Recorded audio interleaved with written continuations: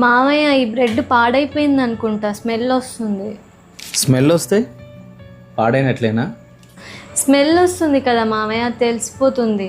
ఒకవేళ పాడైన ఫుడ్ తింటే ఏమవుతుంది? పాడైపోయినవి తింటే ఆరోగ్యం పాడవుతుంది మామయ్య. ఒక బ్రెడ్ ఫ్రెష్గా ఉందో లేదో ఎలా పరీక్షించి చెప్తాం? ఫ్రెష్ బ్రెడ్ ఎలా ఉంటుందో దాని స్మెల్ చూసినా తెలిసిపోతుంది, దాన్ని పట్టుకొని చూస్తే అర్థమవుతుంది.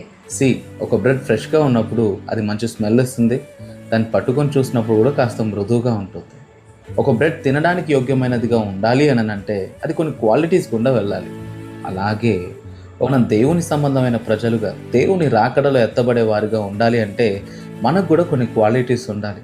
మన మాట, మన చూపు, మన ఆలోచన, మన క్రియ, మన ప్రవర్తన, వీటిని గమనిస్తే మనం దేవుని సంబంధులమా ఈ లోక సంబంధులమా వ్యక్తమవుతుంది. ఏ విధంగా అయితే నువ్వు ఆ బ్రెడ్ స్మెల్ చూసి అది ఫ్రెష్గా లేదు అని చెప్పావో, అలాగే కొంతమంది ప్రవర్తనను చూస్తే, వారు మాట్లాడే విధానాన్ని చూస్తే, వారి నిర్ణయాలను చూస్తే, వారి ఇష్టాలను, అలవాట్లను చూస్తే వారు దేవుని సంబంధుల ఈ లోక సంబంధుల ఇట్టే కనిపెట్టేయచ్చు. పాడైపోయిన బ్రెడ్ తింటే మన ఆరోగ్యం మాత్రమే పాడైపోతుంది.